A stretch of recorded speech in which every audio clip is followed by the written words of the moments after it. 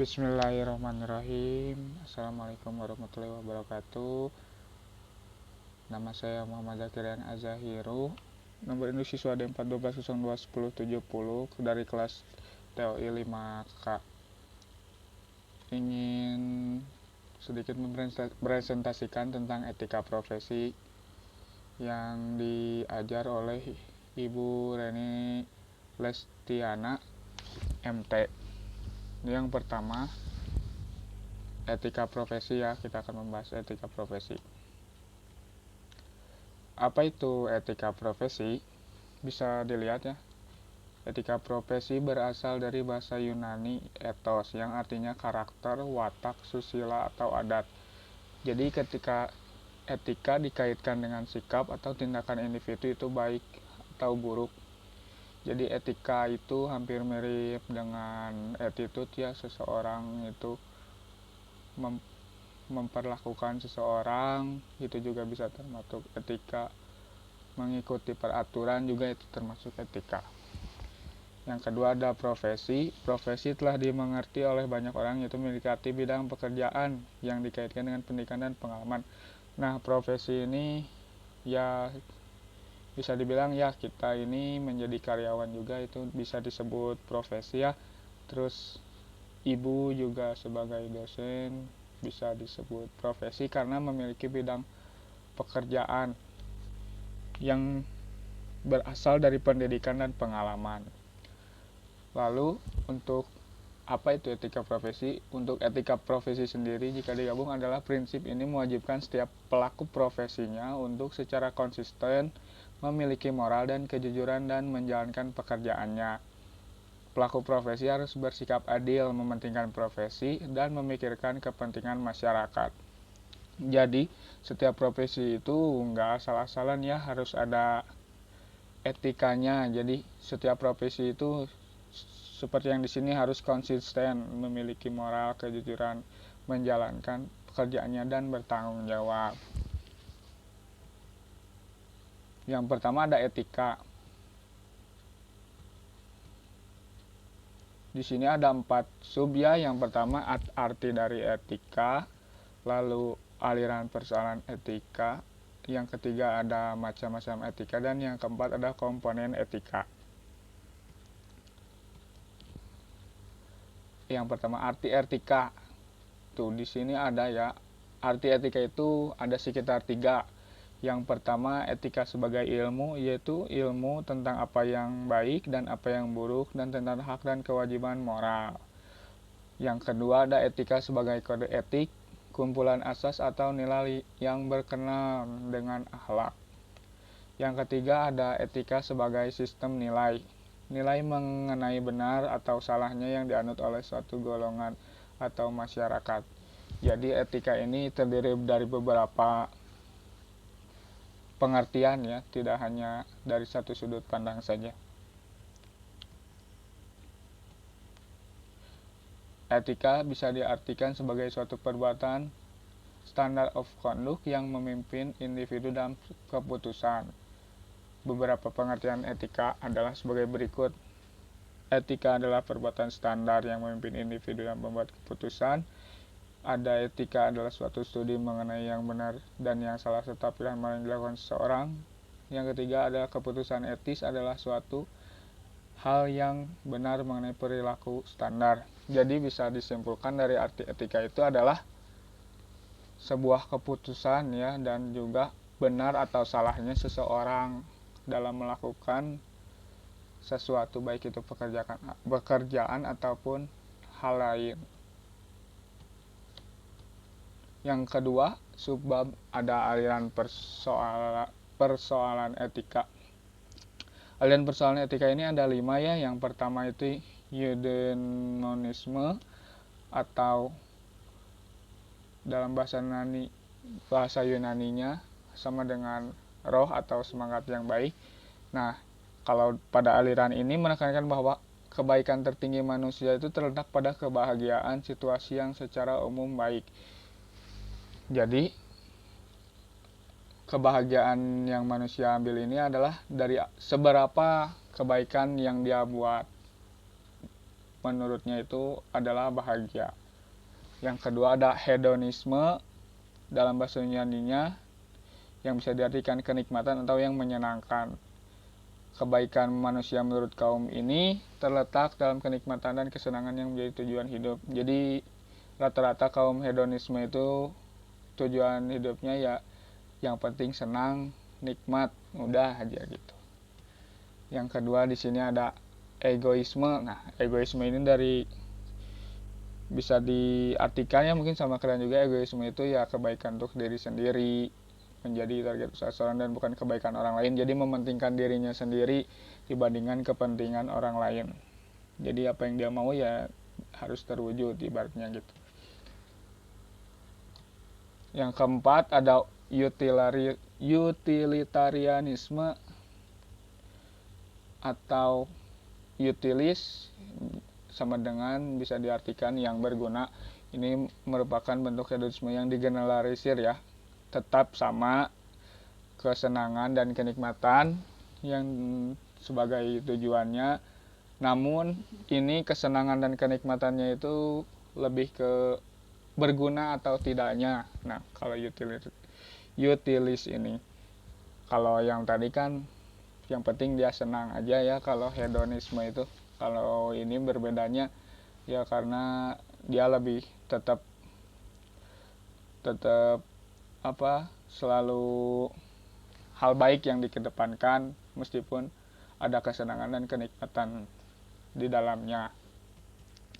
Yang kelima ada deontologisme, yaitu ilmu tentang kewajiban moral. Adalah etika kewajiban yang didasarkan pada prinsip intuisi manusia tentang prinsip moral, berpendirian bahwa suatu tindakan yang baik tanpa disangkut pautkan dengan kebaikan suatu hal.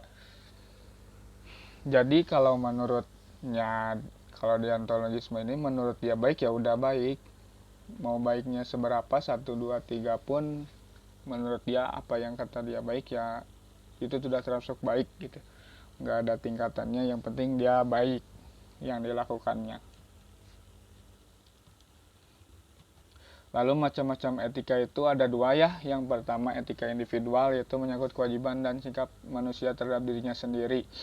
Jadi ini lebih ke tanggung jawab untuk dirinya sendiri ya, bukan untuk orang lain. Jadi dia bertanggung jawab kepada dirinya sendiri, kepada pekerjaannya, kepada tugasnya, kepada kewajibannya. Pokoknya segalanya adalah kewajiban untuk dirinya sendiri. Nah, penerapannya ada jujur dan terbuka, serta tidak memberikan informasi yang tidak benar, penuh kesungguhan dan ketulusan, menghindari konflik kepentingan pribadi, kelompok maupun golongan, berinisiatif untuk meningkatkan kualitas pengetahuan, kemampuan, keterampilan, dan sikap, terutama untuk diri sendiri. Yang kedua ada etika sosial, adalah etika yang membahas tentang kewajiban, sikap, dan pola perilaku manusia sebagai anggota masyarakat pada umumnya. Dalam hal ini menyangkut hubungan manusia dan manusia, baik secara individu maupun dalam kelembagaan. Ya, jadi seperti kita dengan teman sekolah, dengan keluarga, dengan tetangga, itu bisa disebut etika sosial ya. Kita bagaimana cara berbicara kepada orang tua, cara bergaul dengan orang lain, ini termasuk etika sosial ya. Kita tidak bisa seenaknya bergaul dengan orang. Mungkin kalau kita tidak hormat pun mereka tidak akan mau bergaul dengan kita karena kita tidak memiliki etika sosial. Penerapannya bisa disiplin, tidak merusak orang lain, mengikuti aturan yang telah dibuat ya, tidak semena-mena ya, berarti saling menghargai ya, saling menghormati, menjaga fasilitas dan bertanggung jawab. Itu di kedua etika sosial itu sangat penting ya. Yang kedua ada profesi, terdiri dari 3 subjudul. Yang pertama ada definisi profesi, yang kedua profesionalisme, dan ketiga kode etik yang termasuk di dalam profesi. Definisi profesi. Profesi merupakan kelompok lapangan kerja yang khusus melaksanakan kegiatan yang memerlukan keterampilan dan keahlian tinggi guna memenuhi kebutuhan yang rumit dari manusia. Di dalamnya, pemakaian dengan cara yang benar akan keterampilan dan keahlian tinggi hanya dapat dicapai dan dimilikinya penguasaan pengetahuan dengan ruang lingkup yang luas, mencakup sifat manusia, kecenderungan sejarah dan lingkungan hidupnya, serta adanya disiplin etika yang dikembangkan dan diterapkan oleh kelompok anggota yang menjalankan profesi tersebut. Jadi profesi itu suatu melakukan sesuatu ya, baik itu kelompok atau individu di lapangan kerja untuk melaksanakan keterampilan atau membuat usaha atau melakukan sesuatu berdasarkan pengalaman dan berdasarkan pengetahuan. Ciri-ciri profesi, ciri utama ada dan ciri tambahan. Ciri utamanya, sebuah profesi mensyaratkan pelatihan ekstensif sebelum memasuki sebuah profesi. Jadi bisa dikatakan sebelum memasuki profesi ya kita harus ya seperti sekolah dan lain-lain ya. Lalu yang kedua, pelatihan tersebut meliputi komponen intelektual yang signifikan, seperti kita misal untuk bekerja sebagai guru, fokusnya ke misal kuliah ke yang untuk pendidikan, jadi lebih signifikan lah ya, nggak terlalu ngaclok gitu dari misal kita dari guru terus ke elektronik kan nggak nyambung gitu ya. Terus yang ketiga, ada tenaga yang terlatih mampu memberikan jasa yang penting kepada masyarakat. Ya karena dari pendidikan tadi kita dilatih supaya mampu bisa berguna ilmunya ketika di masyarakat ataupun di ruang lingkup pekerjaan. Untuk ciri tambahan profesi ada 3 juga. Yang pertama, adanya proses lisensi atau sertifikat ya. Biasanya ini untuk profesional. Untuk yang sangat profesional itu sangat dibutuhkannya lisensi atau sertifikat. Lalu yang kedua, adanya organisasi ya, seperti kita biasanya tidak bekerja sendiri. Lalu yang ketiga, ada otonomi dalam pekerjaan. Syarat-syarat profesi ini ada 10 ya menurut Ahmad Tafsir. Yang satu, profesi harus memiliki suatu keahlian, keilmuan atau keterampilan khusus. Ya, itu sangat jelas ya. Kita memang harus memiliki keahlian untuk menjadi profesi suatu. Misal dokter, kita harus ahli dalam bidangnya, guru harus ahli dalam bidangnya, teknik juga sama. Jadi semuanya harus ahli dalam bidangnya. Kalau tidak ya itu bukan profesi, mungkin coba-coba. Yang kedua, profesi diambil sebagai pemenuhan panggilan hidup. 3, adanya teori-teori yang bagus dari universal. 4, profesi memiliki organisasi profesi. Yang kelima, profesi memiliki klien yang jelas. Ya, ini bisa disebut ya, misal kita tukang listrik, masa kliennya tukang yang ingin bikin baju kan nggak mungkin gitu ya. Lalu yang keenam, ada profesi memiliki kode etik dalam melakukan profesinya. Profesi akan memegang otonomi ya, jadi untuk kode etik yang ada di profesi itu untuk membatasi, untuk mempertanggungjawabkan segala profesi yang didalaminya ya oleh seorang profesional. Jadi tidak semena-mena untuk melakukan sesuatu, semuanya ada aturannya gitu. Yang ketujuh, ada profesi diperuntukkan bagi masyarakat. Yang 8, profesi harus mengenali hubungan. 9, profesinya dengan bidang-bidang yang lain. 10, profesi harus dilengkapi dengan kompetensi yang aplikatif dan kecakapan diagnostik ya. Sekitar 10 ya yang bisa kita baca untuk pahami masing-masing jika kita ada waktu untuk memahami satu-satu, karena saya pun tidak sempat untuk memahami semuanya ya. Yang kedua, ada profesionalisme. Profesional adalah profesi yang dilaksanakan secara sungguh-sungguh, tidak hanya sekedar hobi atau kesenangan saja. Yang saya sebutkan tadi, seperti kita harus ada sertifikat, lisensi, itu sangat dibutuhkan untuk seorang profesional. Profesionalisme adalah suatu paham yang dilakukan kegiatan-kegiatan kerja tertentu dalam masyarakat, berbekalkan keahlian yang tinggi dan berdasarkan rasa keterpanggilan serta ikrar yang menerima panggilan tersebut dengan semangat pengabdian, selalu siap memberikan pertolongan kepada sesama yang tengah dirundung kesulitan dengan gelapnya hidup. Wigjo Subroto 199. Jadi profesionalisme ini kegiatan kerja tertentu yang emang harus benar-benar ahli ya, ahli bukan kayak profesi lagi, karena profesionalisme ini harus benar-benar ahli, kayak ada tukang listrik. Nah, ada ahli listrik. Jadi dia itu yang lebih ahlinya lagi ya, yang lebih fokus dan biasanya memiliki jam terbang pelatihan dan pengalaman yang lebih tinggi.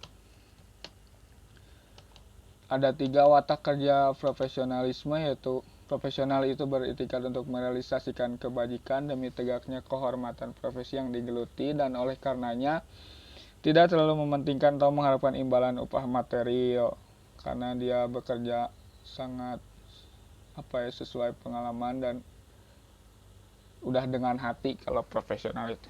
Yang kedua, kerja seorang profesional itu harus dilandasi oleh kemahiran teknis yang berkualitas tinggi yang dicapai melalui proses pendidikan dan atau pelatihan yang panjang. Jadi profesional itu tidak gampang ya, tidak langsung jadi profesional, tidak ya. Tetap profesional itu harus ada basic yang bagus, baik itu pendidikan, pengetahuan, dan pengalaman.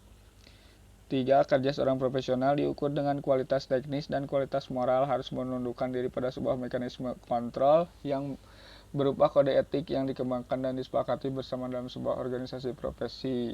Meskipun mereka profesional, tapi mereka memiliki kode etik untuk tetap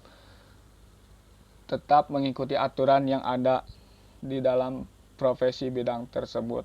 Tetap tidak boleh semena-mena. Yang ketiga ada kode etik. Kode etik adalah sistem norma nilai aturan profesional tertulis yang secara tegas menyatakan apa yang benar baik dan apa yang tidak benar, apa yang tidak baik. Kode etik menyatakan perbuatan apa yang benar atau salah, perbuatan apa yang harus dilakukan dan apa yang harus dihindari. Ya, kode etik ini seperti aturan lah ya. Kayak aturan lalu lintas, misal kita harus punya SIM, yang seperti itu. Kalau di masyarakat, kalau kode etik ya ini biasanya ada di setiap profesi-profesi. Fungsi kode etik profesi yang pertama memberikan pedoman kepada anggotanya tentang prinsip profesionalitas yang digariskan. 2. Sebagai sarana kontrol sosial atas profesi tersebut. 3. Mencegah campur tangan pihak luar tentang hubungan etika dalam keanggotaan profesi. Jadi supaya profesi itu tidak dicampur tangankan oleh orang lain, karena profesi itu fokus pada satu bidangnya masing-masing ya.